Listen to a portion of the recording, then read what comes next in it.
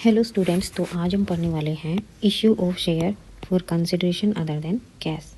मतलब इससे पहले हमने पढ़ा था कि हम शेयर इश्यू करते हैं, ठीक है। शेयर इश्यू करते हैं फॉर शेयर कैपिटल, ठीक है। शेयर इश्यू करते थे शेयर कैपिटल के लिए, ताकि हमारे पास पूंजी आ सके, है ना। इसलिए हम शेयर इश्यू करते थे।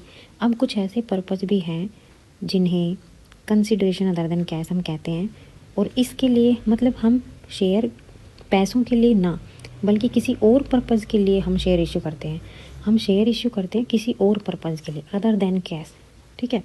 कैश के अलावा कुछ और हमारा उद्देश्य होता है, उसको कहते हैं issue of share for consideration other than cash, ठीक है। तो इसमें हम सबसे पहले क्या देखेंगे कि हम शेयर इशू करते हैं वेंडर को। अब वेंडर कौन होता है? वेंडर वो पर्सन होता है जिससे हम कुछ खरीदते हैं, जैसे हम जिससे बिजनेस खरीद रहे हैं, एसेट्स खरीद रहे हैं, ठीक है। तो उसको हम वेंडर कहते हैं, ठीक है। तो वेंडर वो पर्सन होता है जिससे हम बिजनेस या फिर एसेट्स वगैरह खरीदते हैं, ठीक है। तो इसमें दो पॉइंट आते हैं। पहला, जब हम बिज़नेस परचेज करते हैं, ठीक है। जब हम बिज़नेस परचेज करते हैं तो क्या एंट्री करते हैं। अब देखो, बिज़नेस परचेज करेंगे तो उसमें क्या क्या आता है? उसमें एसेट्स भी आती है, उसमें लायबिलिटीज़ भी आती है ना। एसेट्स भी आती है, लायबिलिटीज़ भी आती है। तो बिज़नेस तो पूरा ही हो गया ना, एसेट्स प्लस लायबिलिटीज़, है ना। तो हम एसेट्स खरीद रहे हैं, तो एसेट्स का बैलेंस कैसा होता है बताओ? Debit balance. लायबिलिटीज़ का बैलेंस कैसा होता है? Credit balance. तो एंट्री क्या होगी? जितनी भी हमारी एसेट्स हैं, जितनी भी हमने एसेट्स खरीदी है, सन्ड्री एसेट्स, उसको हम क्या कर देंगे? डेबिट टू सन्ड्री लायबिलिटी, ठीक है। एसेट्स को हमने डेबिट कर दिया, लायबिलिटीज़ को हमने क्रेडिट कर दिया। अब क्या करेंगे बताओ?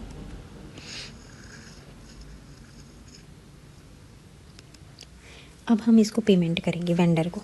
वेंडर को क्या करेंगे? पेमेंट करेंगे। एसेट्स के अलावा, लायबिलिटीज़ के अलावा हमें क्या दिया हुआ मिलेगा कि हमने वेंडर को जितने भी रुपए हैं वो चुकाए, पेड, ठीक है। बिज़नेस परचेज करने के लिए पेमेंट तो करनी पड़ेगी, तो हम वेंडर को जितने में हमने समझौता किया है, ठीक है। यहाँ कौन सी अमाउंट आएगी? जितने में हमने समझौता किया है, उसको क्या बोलते हैं?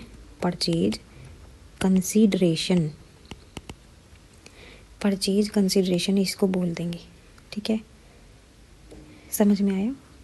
तो वेंडर वो पर्सन होता है जिससे हम कुछ खरीद रहे हैं, और इसको हम जो पेमेंट करेंगे उसको परचेज कंसीडरेशन बोलेंगे। यानी कि जो भी हमने उसको चुकाया है एसेट्स खरीदने के लिए, जितने पैसे दिए, जितने में हमारा समझौता हुआ है, उसको बोलते हैं परचेज कंसीडरेशन। यहाँ वो अमाउंट आ जाएगी, ठीक है। एसेट्स आ जाएगी यहाँ पे। अब मान लो हमने खरीदी है 10 लाख की एसेट्स, ठीक है, और लायबिलिटीज़ हमने खरीद ली है 6 लाख की, और हमने समझौता किया है कि हमारा जो परचेज कंसीडरेशन होगा वो होगा 5 लाख। अब आप बताओ, हमें लॉस हुआ या प्रॉफिट हुआ? लॉस या प्रॉफिट तो होगा ना इसमें से, या तो लॉस होगा या प्रॉफिट होगा। बताओ क्या हुआ? अब देखो, 10 लाख की हमने एसेट्स खरीदी। एसेट्स कितनी है? 10 लाख की। अब लायबिलिटी तो हमें चुकानी पड़ेगी ना, लायबिलिटी हमारी एसेट्स थोड़ी है, वो हमें चुकानी पड़ेगी। तो 6 लाख रुपए हमें चुकाने हैं, बचे कितने? 4 लाख, ठीक है। 4 लाख हमारे पास बच गए। फिर भी हमने पेमेंट कितनी कर दी? 5 लाख की। पेमेंट कितनी कर दी? 5 लाख। तो हमें लॉस हुआ या प्रॉफिट हुआ? हमें तो लॉस हुआ, है ना। देखो, 4 लाख हमारे बन रहे थे एक्स्ट्रा, और हमने चुका दिए कितने? 5 लाख। तो 1 लाख का नुकसान हुआ ना हमें। इस नुकसान को हम नुकसान न मानकर गुडविल मान लेंगे। क्या मान लेंगे? गुडविल मान लेंगे। Goodwill account debit. इधर कम रह गया ना 1 लाख, तो यहाँ लिख देंगे हम 1 लाख। समझ में आया? ठीक है। ऐसे ही अगर हमें ये जैसे हमारी एसेट्स जो है, sundry assets debit to sundry liability. मान लो एसेट्स हमारी 10 लाख है, लायबिलिटी हमारी मान लो 7 लाख है, और हमने वेंडर को पे करने हैं,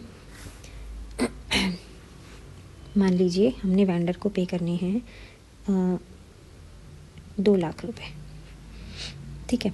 अब क्या करेंगे? अब हमें लॉस हो गया, प्रॉफिट होगा, बताओ ज़रा। देखो 10 लाख की एसेट्स है, ठीक है, इसमें से लायबिलिटी पे करनी है, तो लायबिलिटी माइनस कर देंगे 7 लाख, बचे कितने 3 लाख। 3 लाख हमारे पास बच गए, ठीक है, 3 लाख की एसेट्स हमारे पास बच गई। अब इसमें से हमें 2 लाख देने हैं, 2 लाख की पेमेंट करनी है, तो बच गया कितना 1 लाख। यानी हमारे पास कुछ ना कुछ बच ही रहा है ना, हमारे पास कुछ ना कुछ तो बच ही रहा है ना बैलेंस। तो हम इसको क्या मान लेंगे, अपना कैपिटल रिजर्व। क्या मान लेंगे, कैपिटल रिजर्व 1 लाख को। सिंपल सी बात है, अगर हमें प्रॉफिट हो रहा है तो कैपिटल रिजर्व नीचे आ जाएगा, लॉस हो रहा है तो उसको गुडविल मान लेंगे, ऊपर आ जाएगा, ठीक है। बहुत ही आसान सा कंसेप्ट है। इसकी अगली वीडियो में हम देखेंगे इससे रिलेटेड कुछ क्वेश्चन, और इससे संबंध में शेयर इश्यू कैसे किए जाते हैं। जर्नल एंट्री तो हम अभी देख लेते हैं, ठीक है, क्वेश्चन अगली वीडियो में देख लेंगे। अब जैसे वेंडर है, इसको हमने पैसे नहीं दिए, ठीक है, यहाँ मान लो यहाँ 1 लाख चलो यहीं ले लो, 2 लाख रुपए देने हैं, ठीक है, 2 लाख रुपए देने हैं ना, इस 2 लाख का मतलब यही है कि 2 लाख हमें इसको चुकाने हैं, ठीक है। तो हमने क्या किया, हमने पैसे ना देकर इसको शेयर दे दिए। क्या दे दिए बताओ, शेयर दे दिए। इसीलिए तो कहते हैं इसको issue of share for consideration other than cash. तो यहाँ लिख दो टू शेयर कैपिटल, कितने के हैं 2 लाख, ये भी कितने के होंगे 2 लाख के। अब वो अलग कंसेप्ट है, अगर हम 2 लाख के शेयर इश्यू कर रहे हैं, प्रीमियम पे इशू कर रहे हैं, मान लो 10,000 प्रीमियम है, ठीक है, तो यहाँ कितने आ जाएंगे 90,000, ठीक है, और यहाँ क्या आ जाएगा सिक्योरिटी प्रीमियम, ठीक है, 10,000 यहाँ आ जाएगा, सिंपल। 1 मिनट, 1,90,000 हो जाएगा, ये तब तो 2 लाख बनेगा, है ना। तो ये इसका हम इसका क्वेश्चन अगली वीडियो में करेंगे, ठीक है। Thank you so much.